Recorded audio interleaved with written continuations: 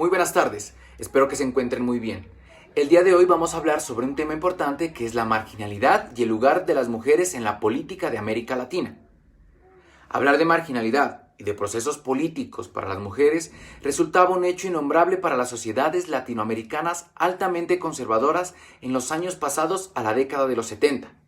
Y por lo tanto, es importante conocer la transformación de la mujer en una sociedad que por mucho tiempo la ha marginado. Las conductas y prácticas que ha desempeñado en el hogar la mantuvieron como un sujeto de subordinación y además participar de discusiones políticas, económicas, científicas era totalmente rechazado. Aún más si la mujer buscaba empoderamiento, cambiar su papel en los diferentes núcleos sociales y ser aceptada como sujeto activo dentro de la sociedad, que para los hombres era una actitud que transgredía su naturaleza y su papel forjado desde la tradición y la cultura. Adentrándonos a la discusión teórica de la marginalidad y un lugar para las mujeres en la política en América Latina, es importante decir que atravesamos un pensamiento rígido en América Latina en los años 90, donde la mujer estaba cargada de grandes y poderosos rasgos simbólicos, herencia de su historia que eran enormes barreras invisibles que no permitían la desnaturalización de su imagen. Si hablamos de la marginalidad, debemos hablar que históricamente la mujer ha sido excluida de muchos espacios de participación, tanto por la carga simbólica que ella posee, hasta por el peso de la tradición que es difícil de soltar. Y en este sentido, la noción de marginalidad transgrede los derechos de la mujer y la extensión progresiva a nuevos sectores como el político. Para entender las desigualdades sociales entre los hombres y las mujeres, se debe partir del hecho de que se trata de un proceso histórico y complejo de relaciones sociales basado en la creencia de que las diferenciaciones sexuales, donde lo femenino es inferior a lo masculino, justifican y legitiman relaciones de dominación y privilegios de unos sobre otros en todos los referentes sociales. Todos ellos apuntan normatividades que construyen el orden social, las que a su vez justifican ampliamente la distribución inequitativa de las riquezas y del poder. A raíz de esas fuertes connotaciones de desigualdad, a través de procesos históricos, coloniales y postcoloniales, la desvalorización del otro o de la otra se ha fundamentado por posturas etno, andro y egocentristas, dando lugar a la discriminación. Las restricciones y arbitrariedades relacionadas con las creencias e ideas que construyen simbólicamente lo masculino con un sesgo superior, prestigio, privilegio y de mayor valor social que lo femenino, por estar relacionado a la esfera doméstica o privada, se amplifican, acumulan y multiplican según sean las etiquetas de desvalorización social que se le acuñan a una persona. Hay que tener en cuenta que no solo es el valor que se construye desde la colonización, sino el valor que las esferas sociales le dan a la mujer. Es por eso que primeramente se restringía su participación arduamente en cualquiera de los roles que no eran competencia suya, pues como lo decía, ¿no? Como por ejemplo lo económico o científico, y segundo se desvalorizaba a raíz de otras características netas como su color de piel, su condición social, y bueno, que impiden e impedían su participación dentro de ejes como políticos. La marginalidad no es la simple falta de participación o ejercicio de roles en forma indeterminada o en esferas dadas de la actividad humana, sino la falta de participación en aquellas esferas que se consideran deberían hallarse incluidas dentro del radio de acción o del acceso del individuo. Y además de la desvalorización de lo femenino derivado de la división sexual del trabajo,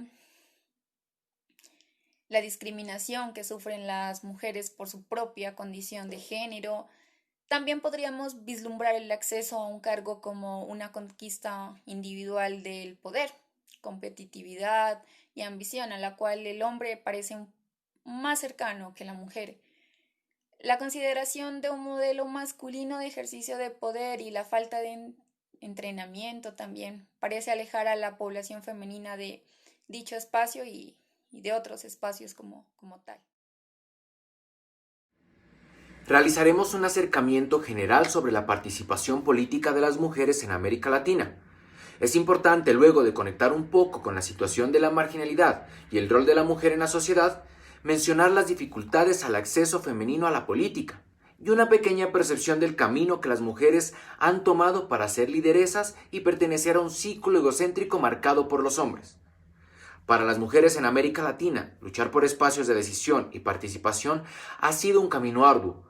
Se han tomado las calles, se han tomado los estadios, se han tomado los roles de cabeza de hogar, y a pesar de eso, muchas personas continúan con el resabio de considerarlas como iguales. Los principales obstáculos que tienen las mujeres en su acceso al mundo político son la pobreza, el desempleo, la falta de recursos financieros, falta de acceso educativo, las jornadas de trabajo, las dificultades ideológicas y psicológicas y su falta de confianza para postularse a puestos políticos. La imagen que algunas mujeres tienen de la política como algo sucio y la manera en que éstas son tratadas por los medios de comunicación.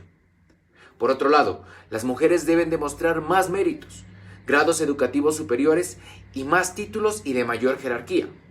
En segundo, todavía se cuestiona a las mujeres la credibilidad de sus capacidades.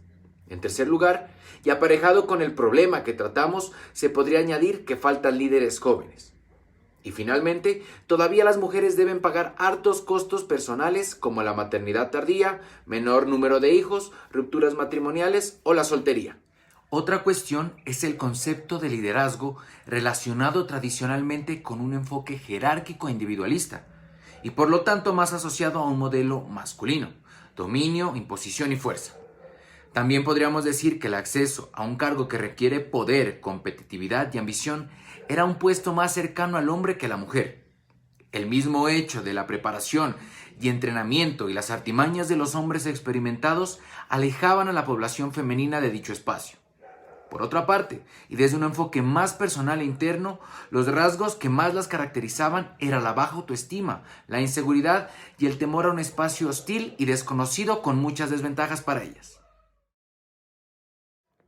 Durante la década de los 80, a la difícil situación social y política que se vivía en la mayor parte del continente, se suma la crisis económica que desde los organismos internacionales se ha dado a llamar como la década perdida, debido al nulo crecimiento de las economías de la región. No obstante, este es el periodo de mayor desarrollo y visibilidad de las organizaciones y movimientos de mujeres. Las décadas de 1970, 80 y 90 se convirtieron en los años de fortalecimiento político y social de los movimientos de mujeres y las mujeres políticas en prácticamente toda la geografía de Latinoamérica. Pero para llegar a ser elegidas, concretamente en el sector legislativo de un país, tiene que pasar por un proceso. En primer lugar, está su autoselección para presentar una candidatura al margen de consejos e influencias externas, que a su vez se relaciona con dos factores: su ambición personal y las posibilidades de presentarse. Los partidos políticos son los que controlan el acceso y el avance de las mujeres en las estructuras de poder político. Al fin de alcanzar posiciones de liderazgo, la mujer debe ascender dentro de los partidos, los cuales tienen la capacidad exclusiva de nominar a los candidatos y las candidatas a cargos públicos. Los partidos políticos históricamente se han caracterizado por ser estructuras sexistas que no incorporaban a sus filas a las mujeres en igualdad de condiciones que a los varones, impidiéndoles el acceso a los puestos de dirigencia. En muchos países las mujeres todavía constituyen la mitad del total de miembros de los partidos y sin embargo rara vez disfrutan de una posición igual a la de los hombres, tanto en los comités ejecutivos como entre los candidatos a cargos de elección popular. Para finalizar, es importante mencionar que los obstáculos políticos van desde el predominio del modelo masculino hasta la falta del respaldo de los partidos políticos y la misma naturaleza del sistema electoral para apoyar candidaturas femeninas o para rechazarlas. Hacia finales del siglo pasado, comenzó en América Latina un cambio de rumbo que fue interpretado y calificado por muchos como un giro a la izquierda. Este proceso en los países latinos fue denominado como la marea rosa, que se caracterizó por un ascenso democrático de los gobiernos progresistas de los países de la región. En líneas muy generales, de lo que se trataba era de una ruptura con el consenso de Washington que comenzó en la década de 1990. La marea rosa en América Latina no solo trajo nuevos pronósticos para los gobiernos a nivel general, particularmente también impulsó que las mujeres se convirtieran en presidentes de sus respectivos países. La mujer se consolidó como sujeto político en el mundo moderno, pero también conservó bastante de la tradición como su rol de madre, de lideresa, que contribuyó a la confianza de los electores y para los altos cargos públicos. Si de lo que se trata es de la inclusión de una agenda de gobierno con perspectiva de género durante el periodo de la marea rosa, la que más avanzada en la cuestión parece haber estado es Michelle Bachelet.